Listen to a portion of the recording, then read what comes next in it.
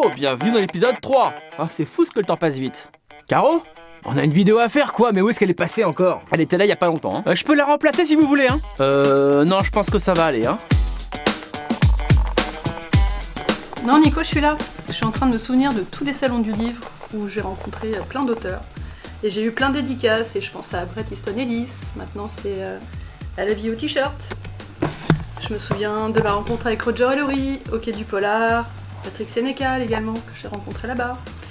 Et mon meilleur souvenir d'un salon du livre, c'est quand j'ai rencontré mon auteur français préféré. Qu'est-ce qui se passe encore? Pourquoi il n'y a plus de lumière? J'ai vu, c'est un coup de Roger, il s'est pris les pieds dans un fil ou je sais pas quoi là encore. Roger!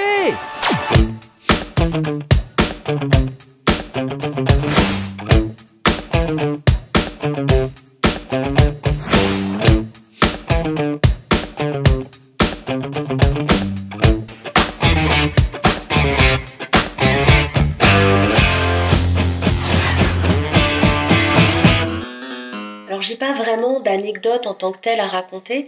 Par contre, quand je pense à salon, moi, la première chose qui me vient à l'esprit, c'est l'énorme bouffée d'amour qu'on se prend comme ça pendant une journée ou le temps d'un week-end. Je me rappelle, le tout premier salon que j'ai fait, c'était 3 mois après la sortie d'un sac. Je savais pas du tout à quoi m'attendre. En réalité, je m'attendais à rien, si ce n'est à passer un week-end assis sur une chaise à regarder les gens passer devant moi. Et en fait, c'est pas du tout ce qui s'est passé. Je me suis rendu compte qu'il y avait des gens qui venaient exprès pour que je leur dédicace mon roman, ou qui venaient exprès pour échanger avec moi parce qu'ils avaient lu le livre et qu'ils avaient aimé, qu'ils avaient envie de savoir qui se cachait derrière. Et j'avoue que j'avais été vraiment vraiment chamboulée, notamment par la présence de 3 jeunes filles qui avaient été très touchées par mon roman. Et aujourd'hui encore, nous sommes restés en contact. Enfin, ça a vraiment créé un lien incroyable. Et voilà, les salons, c'est ça crée du lien, c'est de l'échange, c'est un moteur, c'est une vraie bouffée d'oxygène. Alors, par pitié, rendez-les-nous. Il y a un souvenir de salon qui reste gravé à jamais dans ma mémoire, c'est le salon d'hier, en fait du livre de hier, qui est un salon extraordinaire, Hier Forever. On était un soir dans Hier avec Barbara et Karine. Je sais pas pourquoi je réfléchis quand je dis ça, parce que de toute façon, on est toujours avec Barbara et Karine. Et en fait, Céline nous avait déposé devant le restaurant et elle dit je cherchais une place, et puis hop, il y a une place qui se libère, donc on garde la place. Et on dit à Céline reviens, on a trouvé une place devant le restaurant. Et donc on gardait la place. Et à un moment donné arrive une voiture qui veut se garer sur cette place. Alors nous on est scandalisés, donc on se met à hurler comme des putois, en disant non mais c'est pas possible, vous garez pas là, on garde la place. On s'énervait, moi je m'énervais un peu comme ça. Quand je m'énerve c'est un peu comme ça. C'est pas très impressionnant je sais, mais quand même.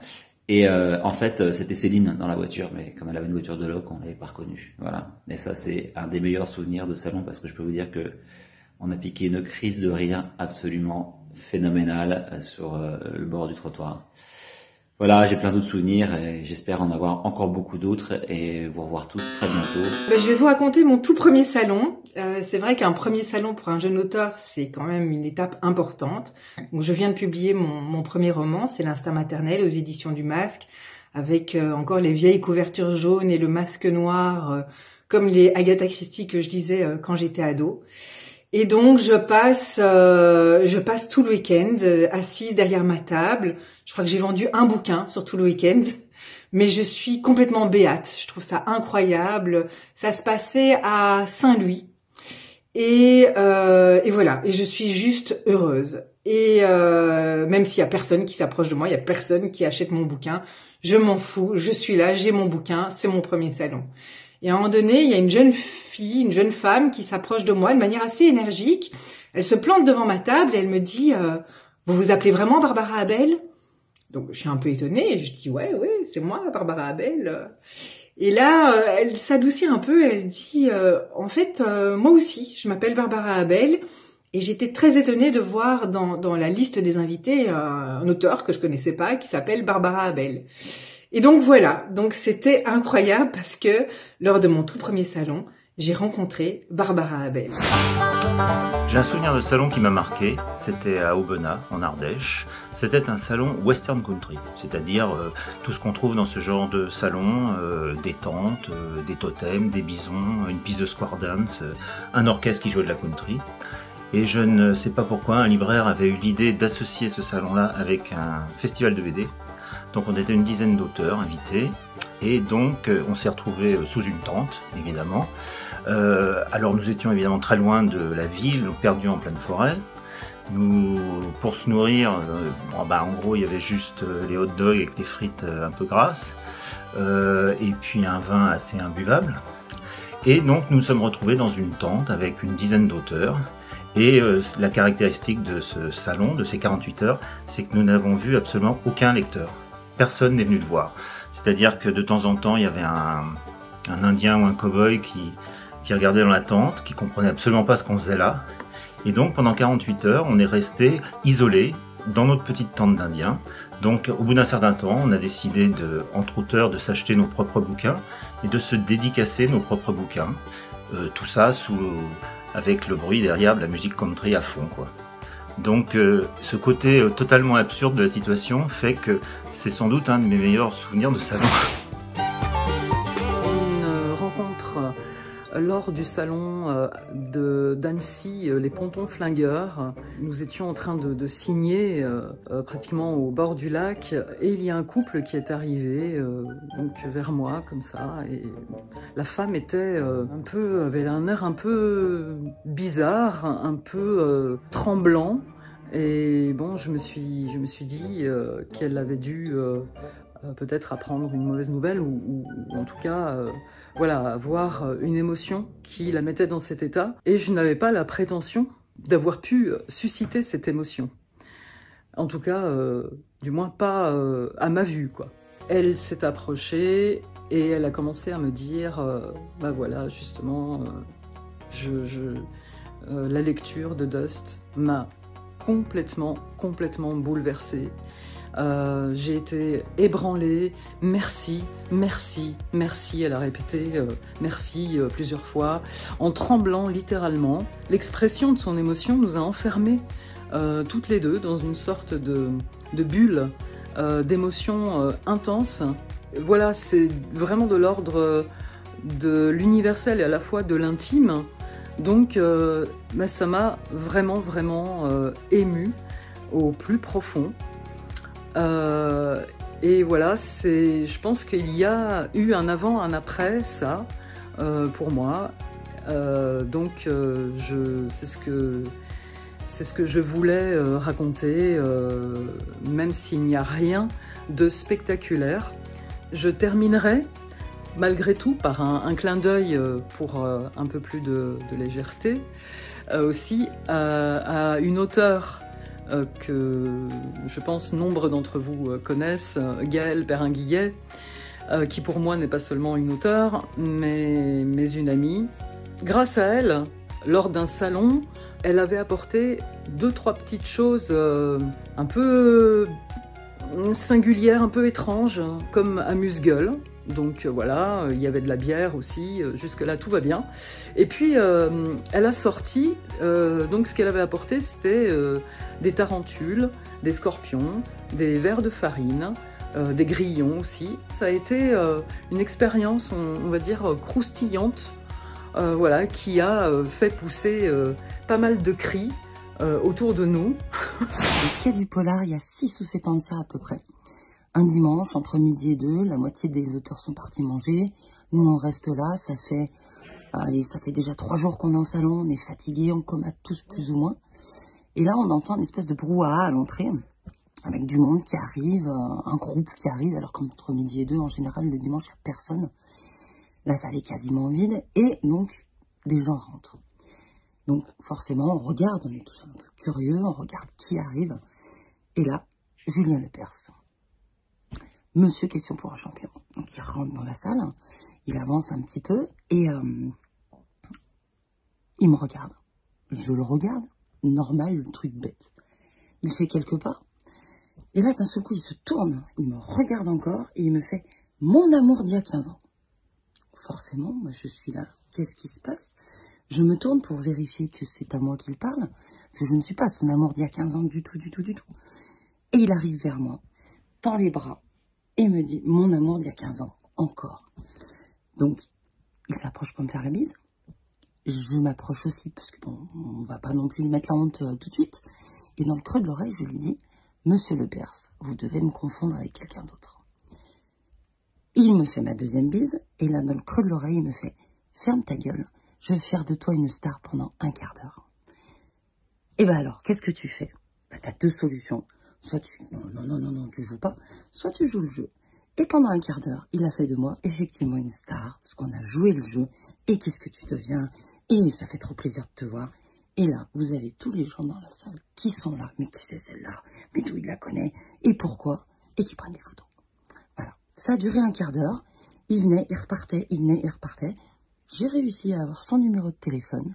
Il a eu le mien. Je ne dirais pas si on s'est appelé ou pas. Mais ça a été effectivement un grand moment. Au départ, un grand moment de solitude. Et après, une grande marade. Voilà. À bientôt les petits loups.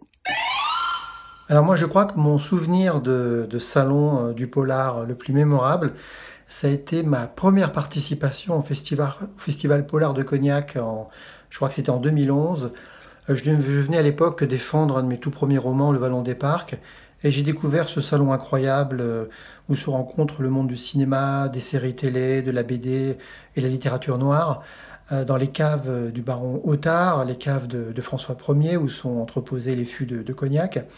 Et à l'occasion de cet événement, j'ai passé une partie de la soirée à table avec Michel Bussy, qui était déjà un auteur extrêmement connu et qui venait de remporter son premier très gros succès avec Les Nymphéas Noirs.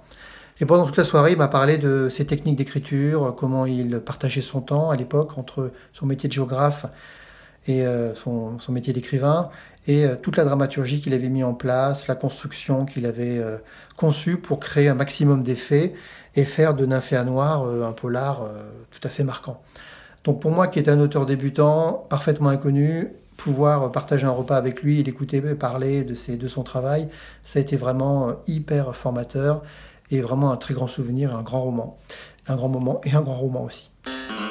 La team Caro Nico, franchement, je vous remercie pas déjà, parce que c'est très très compliqué de choisir.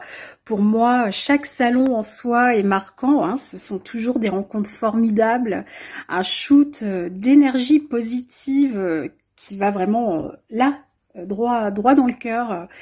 Et on en redemande hein, forcément, mais voilà, il faut vraiment le vivre pour comprendre en quoi c'est dingue, c'est fou, c'est bienveillant. Enfin, on aime. Je ne connais pas un auteur qui n'a pas envie d'y retourner. Donc, vous me demandez un souvenir en particulier. Moi, je pense tout de suite aux premières fois, hein, quand on arrive dans les grands salons. J'ai envie de citer Montaigu, Saint-Maur-en-Poche, Livre Paris. Je me souviens d'être arrivée, j'avais, je sais pas, 2 livres à présenter peut-être, et je vois une file, mais vraiment très très importante devant le stand, et je me dis ah bah ouais, on m'a mis à côté de quelqu'un super connu en fait. J'espère que je vais pas trouver le temps long. Et en fait non, pas du tout. J'apprends que toutes ces personnes qui sont là sont venues pour moi, pour un auteur, mais voilà, c'est le truc qu'on n'ose même pas imaginer. Et donc, en parlant de ces premières fois en salon, désolée, je vais papoter, je pense aussi à cette anecdote qui nous fait toujours rire quand on en parle entre nous. C'est ma rencontre avec Agnès Ledigue. Alors, elle aussi, ça la fait beaucoup rire à chaque fois. C'était au salon du livre de Montaigu, en Vendée. C'était le tout premier gros salon auquel je participais. Et la veille, j'avais fait, je sais plus, près de 10 heures de train en fait pour y aller. J'avais traversé la France littéralement. Et je sais pas pourquoi, j'avais pas pris l'avion. Ça s'est fait en train. Donc j'étais vraiment fatiguée, j'arrive, je vais à l'hôtel, je dors. Le lendemain matin, je dis à mon attachée de presse, à l'époque, Caroline Aubringer, tiens, hier soir, dans le train, j'ai fini le bouquin d'Agnès Ledigue juste avant le bonheur. J'ai pleuré, tout le monde me regardait, c'était la honte, mais c'est pas grave, c'était trop bien. Caroline me dit, bah écoute, ne tombe surtout pas de ta chaise, mais Agnès prend le petit déjeuner avec nous. Donc moi, bah pareil, hein, j'étais toute nouvelle, j'étais très impressionnée à chaque fois que je rencontrais quelqu'un que je lisais. Et donc je vois Agnès effectivement arriver, mon attachée de presse lui faire signe, elle s'assoit avec nous, elle nous dit bonjour, sauf que moi en fait je suis une personne pas très sociable le matin, tant que je n'ai pas pris mon petit déjeuner, c'est une catastrophe. Et au lieu de dire bonjour à Agnès, je lui dis « Vous m'avez fait pleurer hier ». Voilà, c'était... je l'ai presque agressée, hein. Disons les choses telles qu'elles sont. Mais bon, bah Agnès ne m'en a pas tenu rigueur, et puis bah depuis, ouais, on en rigole. Voilà, je crois qu'on a tous besoin aussi de passer par ces étapes, ça fait des très beaux souvenirs de salon. Salut Caro, salut Nico, bonjour à tous. Alors vous m'avez demandé de vous raconter un souvenir de dédicace. Alors déjà, qu'est-ce que c'est qu'une dédicace? On a oublié les dédicaces, on a oublié les salons, les restos, les bars, les boîtes de nuit. Une dédicace, c'est une signature à poser sur un objet. Généralement un livre, mais ça peut être une photo. Par exemple ici, une photo de Hannibal Lecter qui me dit affectueusement Hannibal. Authentique, croyez-moi. Stephen King, par exemple, qui me dit Olivier, you are formidable. Authentique aussi. Jules Verne, qui me dit à mon petit amour d'Olivier, ton Jules qui t'aime. Authentique aussi, croyez-moi. Donc voilà, dédicace. On a failli oublier ce que c'était. Alors j'ai choisi comme souvenir une dédicace très très émouvante. C'était il y a quelques années, 4 ou 5 ans. Une jeune femme sublime, avec un ventre rond, vient me voir pour me dire qu'elle attend un enfant, que ce sera un garçon, et que elle va l'appeler Victor, comme Victor Coste, le héros de mes 3 premiers romans, parce que Victor Coste, il est loyal, honnête, intègre, courageux, et elle me dit que si son petit pouvait réunir toutes ces qualités, alors il aurait probablement une chouette vie. Voilà, ça c'est le petit. Je lui ai collé un bandeau là, comme pour les témoins anonymes. Je sais pas pourquoi j'ai fait ça. Voilà, donc en attendant de se retrouver, parce que très honnêtement vous nous manquez, il nous reste les bouquins, le dernier Nico Atakian qui vient de sortir, et puis aussi le dernier Claire Favant, inimitable et sublime Claire Favant. Voilà, je vous embrasse tous. Et vraiment, il nous tarde de vous revoir sur les salons et en dédicace. À très bientôt. Bonjour à tous, je voulais vous parler donc des salons, et qui nous manquent tant bien sûr, et des petites anecdotes qui me sont arrivées. Alors les salons, ça m'a permis de rencontrer des gens fabuleux, de voir des villes que je n'aurais jamais vues avant, et ça a surtout fait des bouleversements dans ma carrière, extraordinaires surtout. Quelques bouleversements malheureux sur lesquels je ne reviendrai pas. Donc je vous ai préparé un petit parterre pour vous parler de tous ces petits salons. Pour commencer, vous avez les salons un peu Festival de Cannes, Livre de Paris. Là, j'étais juré dans un festival de cinéma, là c'est encore autre chose. Le salon de Quai du Polar, Saint-Maur-en-Poche, bien sûr, les plus beaux salons qu'il y a. La première rencontre très importante que j'ai eue concerne José Giovanni, qui était auteur, et moi j'étais simple lecteur, et je voulais faire lire des extraits d'un manuscrit à des auteurs pour avoir des retours, savoir si ça valait le coup que j'essaye d'écrire. Et le lendemain, il a eu la gentillesse de me laisser une lettre, il devait partir, et il m'a laissé une super jolie lettre où il me dit « Vous devez absolument continuer à écrire ». Grâce à cette lettre, j'étais hyper motivé, et donc j'ai écrit 3-4 romans, et le 4e a été édité chez Gigal 10 ans plus tard. Deuxième chose très importante qui m'est arrivée dans un salon, c'est lorsque j'ai eu le prix Blues et Polar de Manosque pour Lupo. Voilà, qui était sorti à l'époque chez Gigal, réédité en pocket. Et là, c'était très très émouvant, il y avait toute ma famille qui était venue, j'ai eu une page entière dans la Provence, et surtout, Jean-Pierre Tissier, le soir de la remise, après un concert de jazz, a lu un extrait de Lupo, un passage de l'enfance du personnage. Et en fait, le passage l'a tellement touché qu'il s'est mis à pleurer en lisant. Il a dit j'arrive plus à continuer à lire, je suis trop ému. Et donc j'ai fini la lecture et ça m'a bouleversé. C'était la première fois et la dernière fois que quelqu'un pleurait en lisant à voix haute un de mes textes. Et la dernière anecdote concerne Ryan Gosling. Bien sûr, je veux parler de Caroline Vallat, qui m'avait invité, qui avait adoré Brutal et Coupable, et qui m'avait invité à son salon à la FNAC de Rosny. Et grâce à elle, dernièrement, je l'ai sollicité pour essayer de publier un manuscrit, mais dans une maison d'édition qui vraiment me correspondrait, et qui correspondrait aussi à ce manuscrit. Donc c'était un peu délicat. Elle a cherché, elle s'est démenée, et elle a trouvé pour la Viking 2022, qui sortira en 2022 d'ailleurs, chez Fayard, Mazarine peut-être. Donc c'est grâce aussi au salon. Voilà, là vous avez pour finir les salons Festival de Nice, où on vous demande tenue de cocktail exigée pour aller à l'inauguration sur le toit terrasse.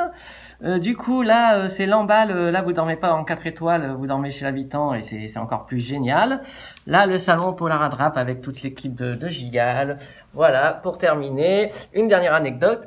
J'étais au salon de Nice le vendredi matin, j'étais tout seul, aucun auteur n'était là.